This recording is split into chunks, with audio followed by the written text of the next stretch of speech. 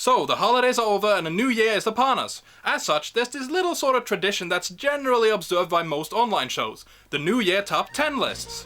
That's right, this is the time of the year when most reviewers have their best and or worst of the year lists. It's when we all look back at what the previous year had to give us, celebrate the best of the best, and shame the worst of the worst. However, I for one don't really have anything all that unique to add to all of these lists, so instead of looking back and celebrating what was, I've decided to look forward and bitch about what's to come.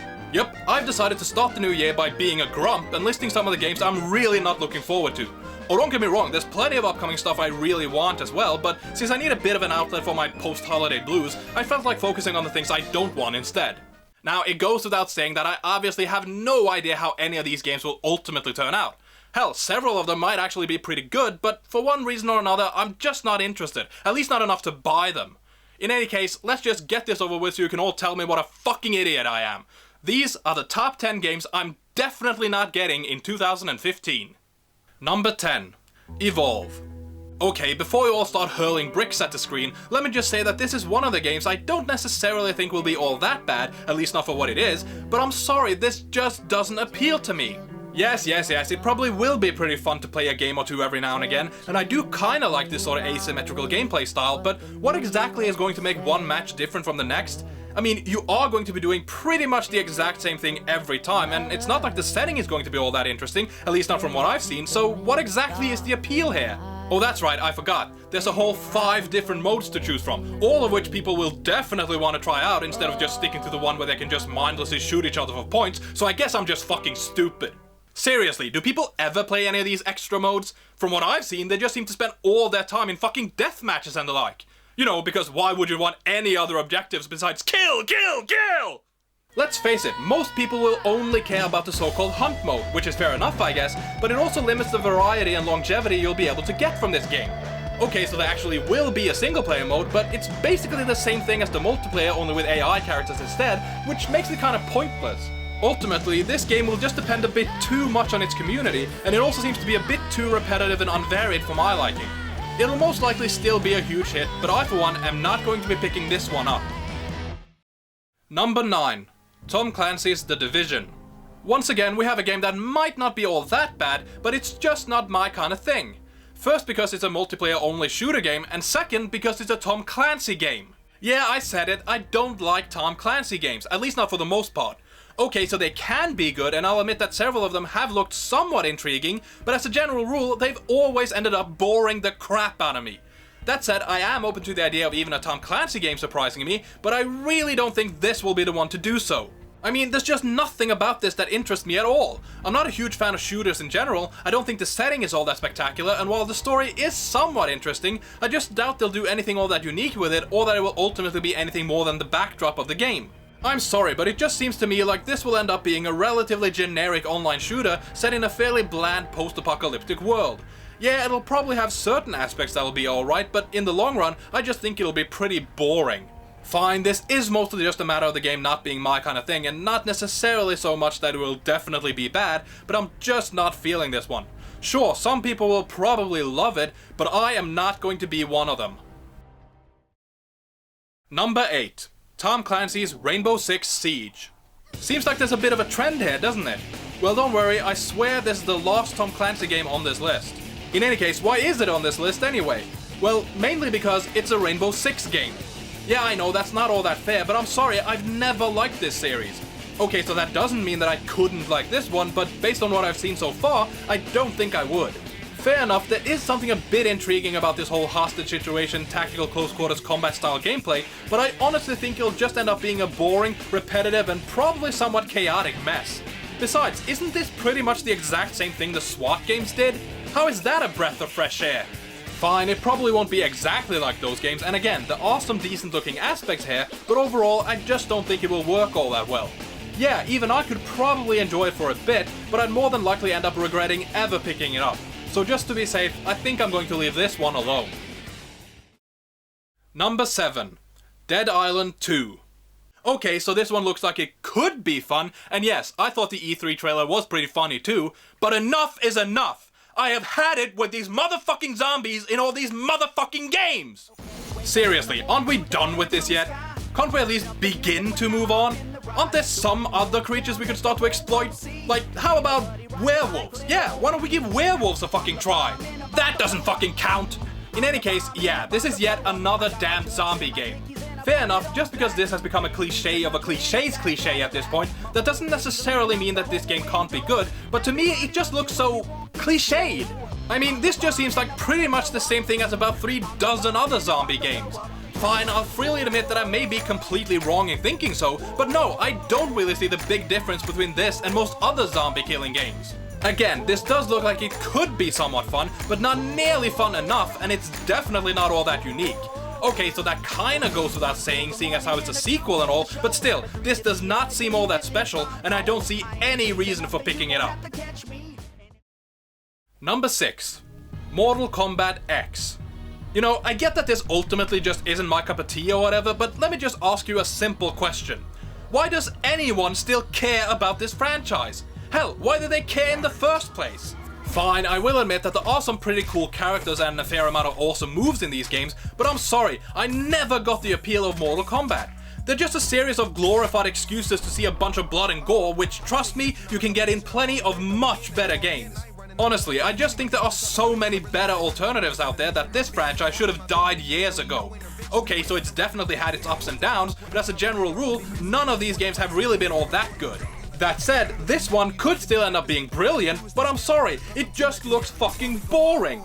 I haven't seen one fucking frame to get excited about yet, and while that could still change, I'm not going to hold my breath. Yeah, I know, I'm just a fucking moron, I just suck and all the rest of it, I don't care. This just looks like the same crap yet again, and I simply can't be bothered with it. Mortal Kombat just isn't for me, so to answer the trailer's question, I have no idea who's next, but I know for damn sure that it won't be me. Number 5. Star Wars Battlefront. Now, as I actually am a fairly big Star Wars fan, you might be wondering why I wouldn't want this game. Well, it's actually quite simple. Because I already have it, and to be honest, it's not that good. Moving on. Number 4. Battleborn. I'm just going to say it, I've never been a big fan of Gearbox's games. Hell, when you can make such crap as Duke Nukem Forever and Alien Colonial Marines, why would anyone like your games? Because Borderlands, right? Well, I'm sorry, but fuck Borderlands. Oh, okay, so that's a bit harsh, but in all honesty, no, I'm not a fan of the Borderlands games. I guess they're okay for what they are, but they just never appealed all that much to me. The only thing I kinda liked about them was the art style, and guess what? That's pretty much the exact same thing I would say about Battleborn. Again, I guess this could be okay for what it is, but I'm sorry, I don't see anything here worth paying full price for. In fact, I would have to agree with those who say it should probably be a free-to-play game. Seriously, this just seems like pretty much the exact same thing you could easily get for free nowadays. Then again, this is Gearbox we're talking about. Screwing over consumers is pretty much par for the course with them. In any case, this just doesn't look all that interesting or fun to me. Oh, I'm sure people will give me plenty of reasons why I'm a complete idiot for saying that, but you might as well just keep it to yourself. Nothing is going to convince me that this game will actually be worth picking up. Sorry. Number 3. Resident Evil Revelations 2. Yeah, I don't really need to explain this one, do I? At least I shouldn't. I mean, come on, not even the relatively few fans this franchise has left gives a fucking shit about it at this point. No one does. See, that's the thing. It doesn't matter if this game is good. It doesn't matter if it's great. It doesn't matter if it turns out to be one of the best games ever fucking made, I still would not be interested. Yeah, that might be somewhat unfair, but can you really blame me? This franchise hasn't really been all that good in... ever. Seriously, what was the last truly great or even good Resident Evil game you played? Probably not since at least 4, right? And I didn't even like that one all that much. These games just never really worked, and they truly fucked up in recent years. Like, remember the blatant racism of 5? Or the just downright awfulness of 6? Why would anyone want more of that?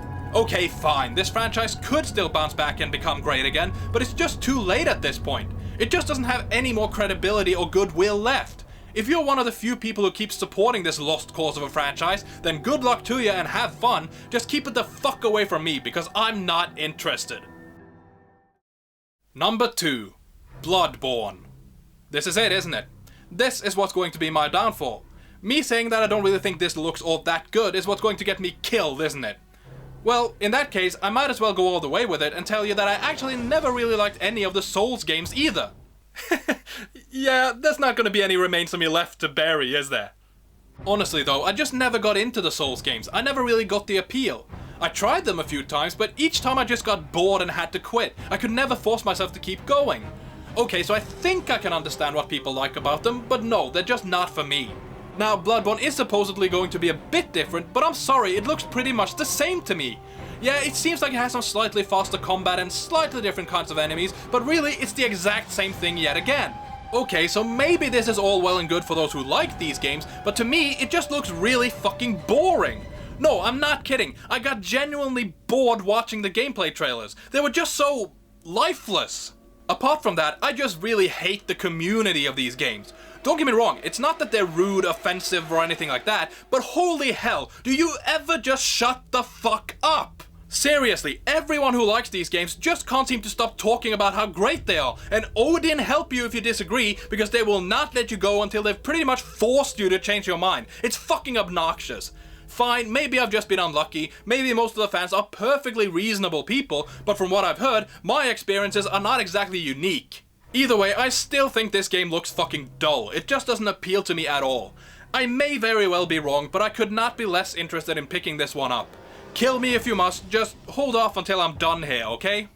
I mean, I do have one more game to cover, so if you could go ahead and wait to cut me open until after I've talked about that one, that'd be great. In any case, yeah, there actually is one more game I want even less than Bloodborne. One game I really couldn't give less of a shit about. Well, maybe I could, but I'm definitely not interested in buying it. What game am I talking about? Well, let's find out. The number one game I will not be getting in 2015 is Halo 5 Guardians. No, don't even start. I'm not interested. I do not want to hear it. I don't care what your argument might be. There's nothing you could say that would actually make me want this game. It's just not possible. I've never liked this franchise, and I'm pretty fucking certain that this will not be the game to finally win me over or whatever. To me, this is about as bland, generic, and downright dull a franchise you can find. Yeah, I know, it revolutionized console FPSs and has the best online multiplayer ever and all that other bullshit, but you can just knock it off, okay? You're just fucking wrong. Fair enough, I obviously haven't played this particular game, and it might improve on every aspect of the series so far, but I'm sorry, if you genuinely think anything even close to that, you're a fucking moron. This series hasn't really improved on anything since its conception, so why the hell would it start now? Okay, fine. There's not really anything wrong with liking this franchise and or looking forward to this installment, but in my opinion, your standards are just way too low if you actually still care about Halo. It was an overhyped, overrated, boring piece of nothing when it first came out, and that's pretty much what it still is. It may be inconceivably popular, and it will probably fly off the shelves, but I for one will most definitely not be getting Halo 5 Guardians. Now, if you felt that this list was a bit of a downer, then don't worry. There are plenty of games I do plan on getting this year as well, so it's not like I think 2015 will just be filled with disappointment or anything. Hell, I might even be willing to give some of the games featured here a try eventually, just not right away and definitely not using my own money. That privilege will be reserved for games that truly deserve it. Like Planet of the Apes on Game Boy Color. Or maybe Planet of the Apes on Game Boy Advance. Come to think of it, which of these actually is the better choice? Whoa, whoa, whoa. Okay, wake up in the morning to the clear blue sky. Turn up the music when I hop in the ride. The windows down, let the whole world see. Can't nobody rock it like little old me. I'm the bomb and about to blow up. I'm the bomb and about to blow up. I got my trucks and my dickies and I put it on black. Banging Sinatra in a flat Cadillac. My old lady leaning out the whole window. Everybody looking when we walking slow. I'm the bomb and about to blow up. I'm the bomb and about to blow up. Whoa, whoa.